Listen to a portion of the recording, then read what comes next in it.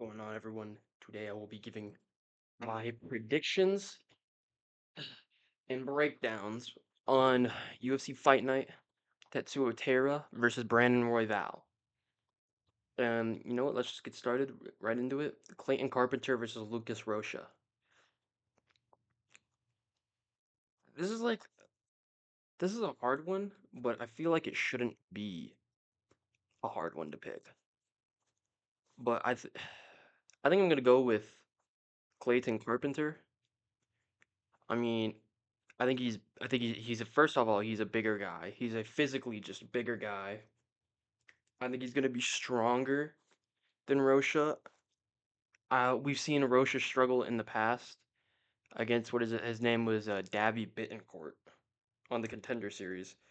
We saw him. Yes, he won with a beautiful knockout with a knee, but we saw him struggle early on in that fight.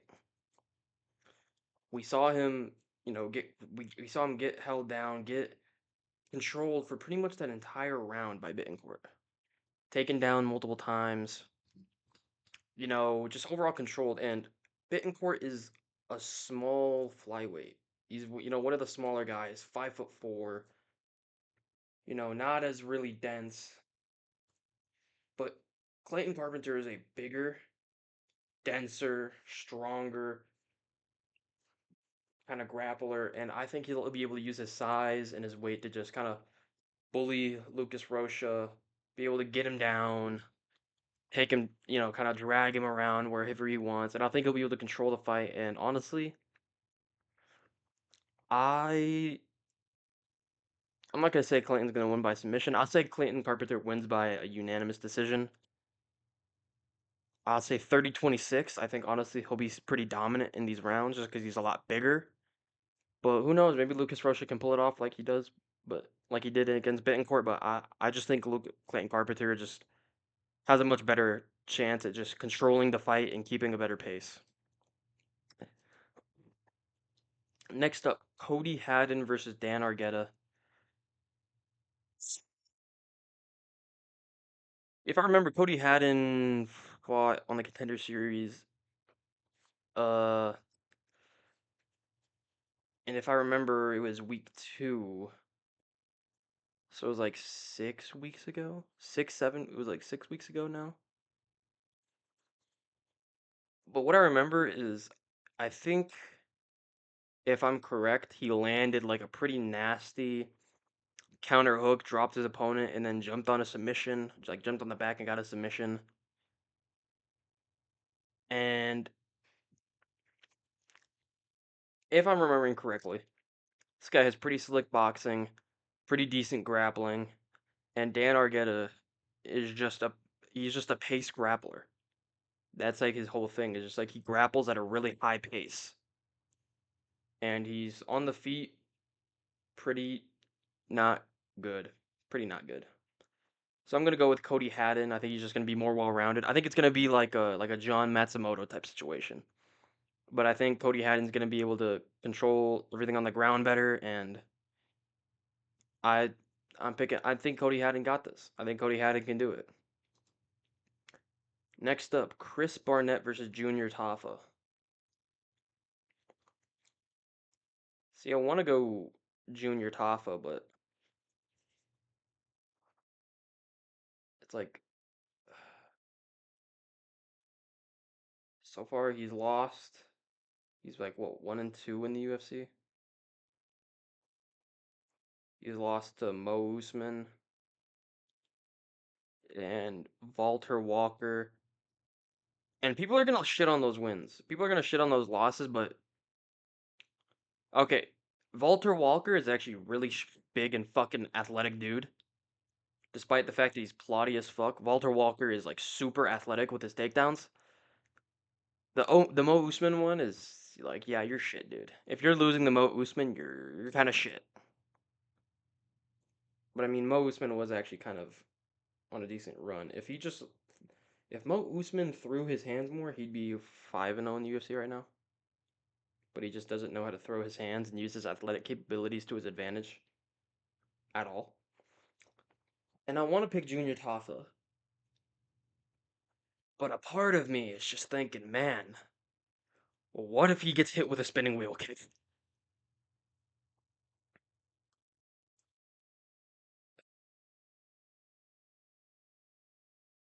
I don't know. Fuck.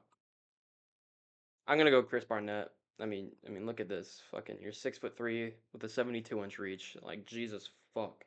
That's worse than Paulo Costa and Cody Garbrandt's ape indexes. I don't know, dude. Like, I just don't trust Junior Tafa. And I think Chris Barnett is fat and funny. So I think he'll be able to just throw a funny kick and win. I really don't know. Really couldn't tell you who's gonna win, but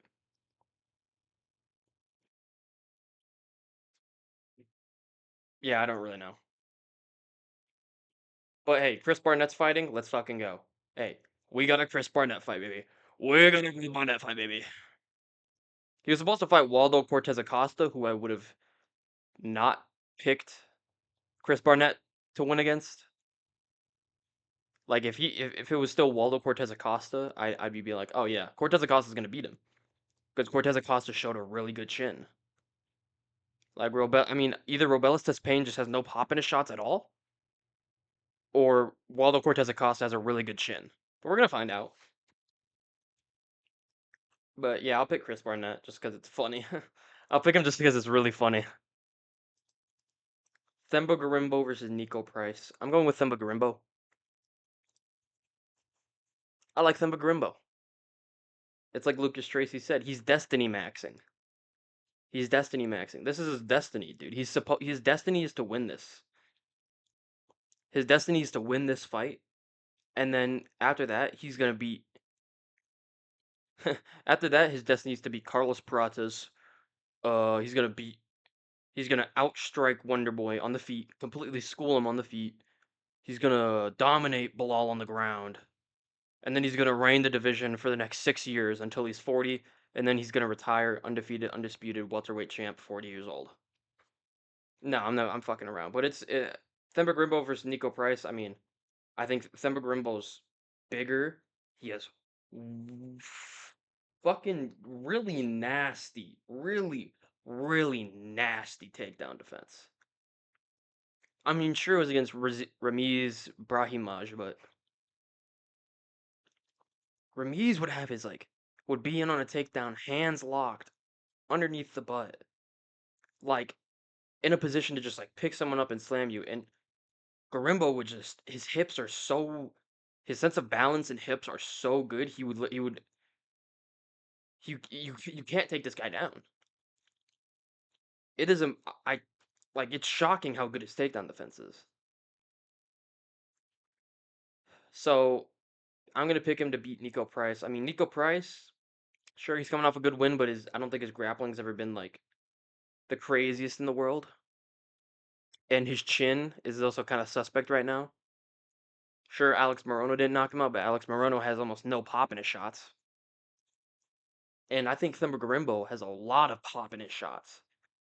So I can really see it either being Themba Garimbo just takes him down and subs him, just knocks him out with a clean shot on the feet, or maybe he drops him, and then as Nico Price is trying to recover, he guillotines him, or he gets a submission off of dropping Nico Price. But yeah, I'm gonna pick Themba Garimbo. Next up, Jonathan Pierce versus Pat Sabatini. I'm gonna go with Jonathan Pierce. Uh, I think he has the better wrestling background. He's big. He's able to control dudes. He has good wins. Like, I mean, he's out grappled Darren Elkins. He's soundly beaten Christian Rodriguez on the ground, and those aren't just some like ordinary guys. Those aren't just like slouches. So yeah, no, I like his game. I mean, his kicks are pretty decent. He went to war with David Onama in a fight that, you know what, he could have, it could have gone his way. It was really competitive and it was really close. I thought David Onama won, but Pat Sabatini just doesn't have much redeeming about him. So I'm gonna pick Jonathan Pierce to win by unanimous decision. Maybe gets a head kick. I don't know, but yeah. Opponent TBA versus TBA. I'm gonna go with opponent TBA. Yeah, I just like his game more. I mean, dude, he's on a tear right now, and TBA is just kind of like he's just been residing, just getting by. So I'm gonna go with opponent TBA. CJ Vergara versus Ramazan Temirov. I'm choosing CJ Vergara to lose via weight miss. He's gonna lose via weight miss. I don't know, dude. I'll pick Ramazan Temirov. He has a lot of knockouts, so I presume he's much more of a striker, and I think you could knock him out. I don't know. Didn't really research this too well. I kind of just got back from class and decided to sit down and do this right now. But yeah, I'm picking Ramazan Temirov. Chidi and Njokuani versus Jared Gooden. I'm picking Chidi and Njokuani. Jared Gooden's not bad, but Njokuani's bigger, he's taller. I think he's gonna have the more technical striking of the two. He's able to manage his distance very well. I think he's kind of found a groove at welterweight. But yeah, again, I think he's bigger and stronger,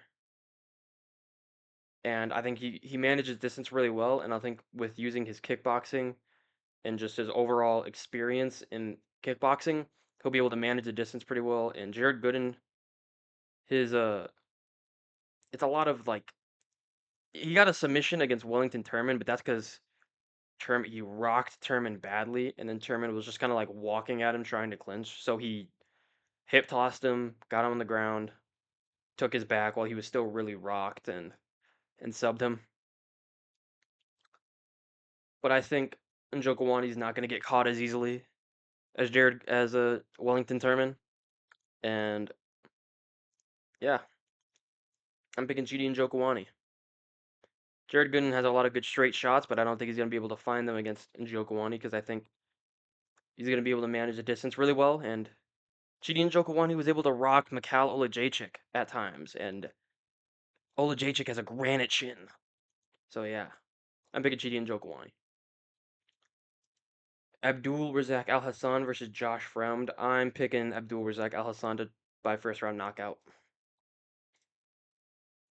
There's not much to go off of. It's Josh Fremd. Daniel Rodriguez versus Alex Morono. I'm gonna go with Daniel Rodriguez. He got taken down a lot by Kelvin Gastelum, but Kelvin Gastelum also. What do you guys think he did in that fight? What's the one thing you can count on Kelvin Gastelum to do? That's right. Miss weight. He missed weight in that fight. Like, let's be real. I think and D-Rod had some moments on the feet. Gastelum and D-Rod both had moments on the feet, and that fight was a war. I think Gastelum had the better moments on the feet, but Daniel Rodriguez still had good moments on the feet. Still landed some clean, hard shots. And I think against Alex Morono, I think he's gonna be able to just kind of march him down, and he'll be able to land those same clean shots. I don't think he's gonna get taken down as easily because I think he'll be more prepared for this. But I think Daniel Rodriguez is gonna get it done. I think he's gonna knock out Alex Morono in the second round. I'll say second round knockout. Second round knockout for Alex Morono. For Daniel Rodriguez, not Alex Morono. Julia Polastri versus Corey McKenna. Grant Dawson versus Rafa Garcia. I'm going with Grant Dawson. I'm going with Grant Dawson. I think him and Rafa Garcia are kind of similar, but I think Grant Dawson's just bigger, and his ability to control people on the ground is fucking insane. So I think I think he's gonna just I think he's gonna take down Rafa Garcia. I think he's gonna just kind of strangle him, twist him into a pretzel on the ground. His jujitsu's. I don't think anyone's like control is just as good as Grant Dawson's. It's kind of fucking insane. But yeah, I'm going with Grant Dawson. Brad Tavares versus Jun Young Park. I'm going with Jun Young Park. I like Jun Young Park. I think he's really good. I think his overall jiu-jitsu is really good. I think he should have beat Andre Muniz because while Muniz was just laying on top doing nothing, the moment Jun Young Park got on top, he was beating the shit out of Muniz, almost finishing the fight. The ref had to step in and be like, the ref had to say, move, move, fighter, move. Like, defend yourself. And all Muniz did was just lay there. So I wasn't impressed with Muniz in that fight, and I thought Jun Young Park, while he did get taken down pretty easily, I think if it was just staying on the feet, Jun Young Park would have fucking beat the shit out of Andre Muniz. But I think against Brad Tavares, it's going to be a more competitive fight. But I'm still giving the edge to Jun Young Park, and yeah, I'll take Jun Young Park by I'll take him by unanimous. I'll take him by 29-28 decision. Brandon Royval versus Tatsuro Taira. I'm going with Tatsuro Taira. I think he's bigger. I think he's stronger. His takedowns are nasty. His fucking jujitsu is insane. I mean, look at what happened when. So he was getting beaten up in the Perez fight. I mean, well, I guess he's getting beat. He's getting outstruck, and in the first round he got out wrestled. In that fight, he showed really technical striking improvements, and he showed a part of his game that not a lot of people, I'd imagine, would expect. Someone outside. They better not come in here. I'll beat them up. But I think Tatsuro Taira, he has some good pop in his shots. I think his striking has significantly improved. His wrestling and jiu-jitsu is really good. Honestly, I think that I mean, okay, yeah, let's go back. Look at what happened when Perez got him down. Within like 20 seconds, he got to a hip. I think he found a single leg to get back up on, or he was able to half guard sweep. I don't remember what it was. I think he was setting up for a half guard sweep, and then Perez knew, and then he was just able to get up because there was an opening for Perez trying to avoid the sweep. But look what happened when Tyra got him down. Tyra shoots for the takedown, gets him down immediately, immediately gets his back. And then people are gonna be like, "Oh, well, he got an injury over Perez. Perez was whooping him up." This wasn't like a Kevin Holland type injury where he fucking rolls over and my rib just pops out of place, or like a Anderson Silva against Weidman, or Weidman against Hall, or any of these. He caused the injury. He put the pressure on Perez's knee. He took him off balance and put that pressure on Perez's knee. That's what happened. He got the body triangle, and then he hooked his like the one of it, he hooked one of his like feet around Perez's leg in order to, you know, take take balance off of that leg, and then it blew out Perez's other knee because it couldn't take the pressure of it. That's that's not like just blind luck. And even in that fight, I'll say people were saying that Tyra won the first round. I thought like Bisping was glazing the fuck out of Tyra. I'll admit it, I'm a Tyra glazer, but he was glazing the fuck out of Tyra for no reason. Tyra lost the first round, but he did show significant striking improvements. He showed good striking ability. He showed a mean counter uppercut. He showed a good ability to manage distance. His defense seemed to improve. His hands are always in a better place. His jab looks really nice. And I think his clinch. Hold on. Fuck, well, there's something in my. Ugh. His tie clinch really improved. And the way he's going for like knees to the body and the head. I like it. I think he's stronger than Royval, and when we see people get on Royval, he kind of, struggles at times, and I think Tatsuro Taira is strong enough to just, and his jujitsu is just scary enough. Well, he'll be able to find a submission on Royval, and I think Taira gets a finish in the first or the second round. Plus, I don't think Royval has a lot of pop in his shots. I don't think, and I think Taira has a better chin than Mateus Nicolau.